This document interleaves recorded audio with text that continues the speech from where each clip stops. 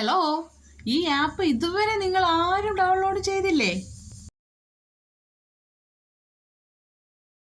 മമ്മാൻ്റെ ശ്രീനിധി ലൈഫിലേക്ക് ഏവർക്കും സ്വാഗതം.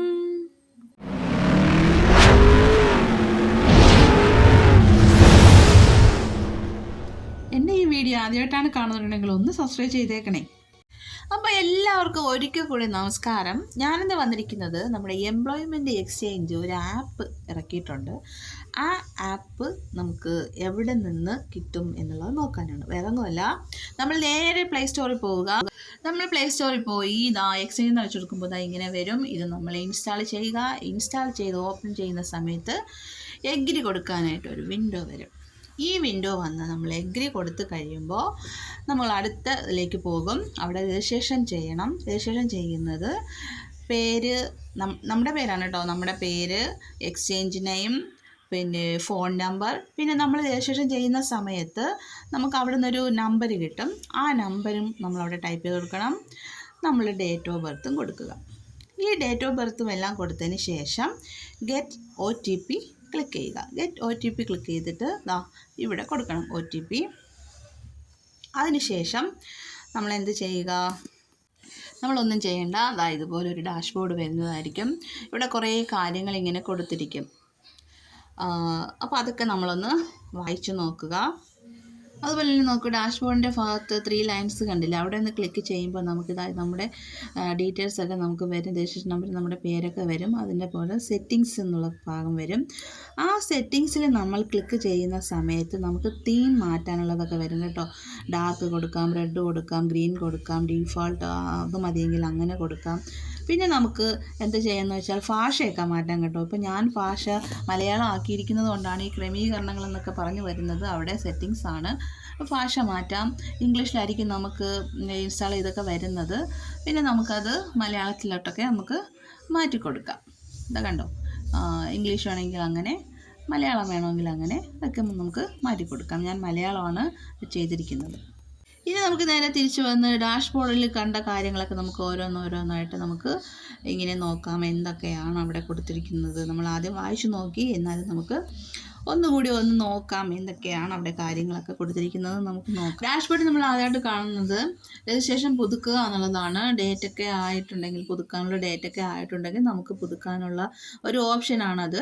പിന്നെ അടുത്തതായിട്ട് പ്രത്യേക പുതുക്കലാണ്. അതായത് നമ്മളിപ്പോൾ 1 വർഷമോ അല്ലെങ്കിൽ 2 വർഷമോ അല്ലെങ്കിൽ പുതുക്കാതെയൊക്കെ ഇട്ടേക്കുന്ന, ഈ പെൻഡിങ്ങിൽ ഇട്ടേക്കുന്നവരുണ്ട് ഉണ്ടല്ലോ. അപ്പോൾ അവർക്ക് സ്പെഷ്യൽ റിന്യൂവൽ എന്ന് പറഞ്ഞിട്ട് വരും, പ്രത്യേക പുതുക്കൽ. അപ്പോൾ അങ്ങനെ ആകുമ്പോൾ നമുക്ക് ഈ ഒരു ഓപ്ഷൻ തിരഞ്ഞെടുക്കാവുന്നതാണ്. തിരഞ്ഞെടുത്തിട്ട് നമുക്ക് ഡീറ്റെയിൽസ് കൊടുത്തിട്ട് നമുക്ക് പിന്നെ സ്പെഷ്യൽ റിന്യൂവൽ ചെയ്യാവുന്നതാണ്. അടുത്തതായിട്ട് വരുന്നത് ട്രാൻസ്ഫർ അപേക്ഷയാണ്. ട്രാൻസ്ഫർ അപേക്ഷ എന്ന് പറയുമ്പോൾ നമ്മൾ കൊല്ലം ജില്ലയിൽ താമസിക്കുന്ന ഒരു വ്യക്തി തിരുവനന്തപുരം ജില്ലയിൽ പോയി, അപ്പോൾ നമുക്ക് പിന്നെ അല്ലെങ്കിൽ വേറൊരു മറ്റ് ജില്ലയിലേക്ക് പോയി, അങ്ങനെ ആകുമ്പോൾ നമുക്ക് ട്രാൻസ്ഫർ ചെയ്യാൻ പറ്റും. എക്സ്ചേഞ്ച് ട്രാൻസ്ഫർ ചെയ്യാൻ പറ്റും. അതിനായിട്ടാണ് ഈ ഒരു ഓപ്ഷൻ കൊടുത്തിരിക്കുന്നത്. ഇപ്പോൾ പെൺകുട്ടികളെ സംബന്ധിച്ചിട്ടാണെങ്കിൽ വിവാഹം കഴിച്ചിട്ട് ഹസ്ബൻഡിൻ്റെ നാട്ടിൽ പോവുക, അങ്ങനെ താമസിക്കുക, അല്ലെങ്കിൽ ജോലി കിട്ടുക, അങ്ങനെ അല്ലെങ്കിൽ എന്തെങ്കിലും അങ്ങനെയൊക്കെ ഈ ഓപ്ഷൻ തിരഞ്ഞെടുക്കാം. അടുത്തതായിട്ട് മാറ്റത്തിനുള്ള അപേക്ഷയാണ്. ഈ മാറ്റത്തിനുള്ള അപേക്ഷ എന്ന് പറയുന്നത് നമുക്ക് എന്തെങ്കിലും ഒരു ചേഞ്ച് വരുത്താനായിട്ട് ഉള്ള, ഇപ്പോൾ ഗാർഡിയൻ്റെ അതിൽ ചേഞ്ച് വരുത്താനോ, അല്ലെങ്കിൽ അഡ്രസ്സിന് എന്തെങ്കിലും ചേഞ്ച് വരുത്താനോ, ഫോൺ നമ്പർ ചേഞ്ച് വരുത്താനോ, അങ്ങനെയൊക്കെയുള്ള ഒരു ഓപ്ഷനാണ് ഈ മാറ്റത്തിനുള്ള അപേക്ഷ എന്നുള്ള ഓപ്ഷൻ കൊടുത്തിരിക്കുന്നത്. അപ്പോൾ അത് നമ്മൾ അങ്ങനെയുള്ള കാര്യത്തിന് ഓപ്ഷൻ തിരഞ്ഞെടുക്കുക. ഇനി അടുത്ത ഓപ്ഷൻ എന്ന് പറയുന്നത് സീനിയോറിറ്റി നില പരിശോധിക്കുക എന്നുള്ളതാണ്. ഇപ്പോൾ നമുക്കറിയാം എല്ലാ എംപ്ലോയ്മെൻറ്റ് എക്സ്ചേഞ്ചും സീനിയോറിറ്റി ലിസ്റ്റൊക്കെ ഇട്ടിട്ടുണ്ട്. അതിൽ നമ്മൾക്ക് അല്ലെങ്കിൽ നമ്മളുടെ പേരുണ്ടോ എന്നൊക്കെ അറിയുന്നതിന് വേണ്ടിയിട്ട് നമുക്ക് ഈ ഒരു ഓപ്ഷൻ നമുക്ക് ഉപയോഗിക്കാവുന്നതാണ്. ഒരുപാട് പേർക്ക് ഒന്നും അറിയാൻ കഴിയുന്നില്ല അവരുടെയൊക്കെ സീനിയോറിറ്റി ലിസ്റ്റിൽ പേരുണ്ടോ എന്നുള്ള കാര്യമൊന്നും അവർ അറിഞ്ഞിട്ട് പോലുമില്ല. അങ്ങനെ ഉള്ളവർക്കൊക്കെ ഇത് ഒരു ഉപകാരപ്രദമാകും.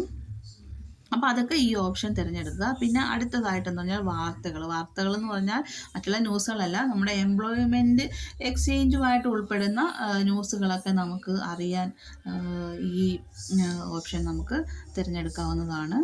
അപ്പോൾ പിന്നെ അടുത്തതെന്ന് പറഞ്ഞാൽ തൊഴിൽ മേള എന്ന് പറഞ്ഞാൽ നമ്മളിപ്പോൾ പിന്നെ തൊഴിലിന് വേണ്ടിയിട്ടാണല്ലോ നമ്മൾ എംപ്ലോയ്മെൻറ്റ് എക്സ്ചേഞ്ചിൽ നമ്മൾ രജിസ്റ്റർ ചെയ്യുന്നത്. അപ്പോൾ അത് തൊഴിലെന്തെങ്കിലും ഗവൺമെൻറ് അല്ലാതെയും ഒക്കെ ഉള്ള തൊഴിലൊക്കെ ഉണ്ടോ എന്നറിയാൻ വേണ്ടിയിട്ട് നമുക്കിത് ഉപകാരപ്പെടും.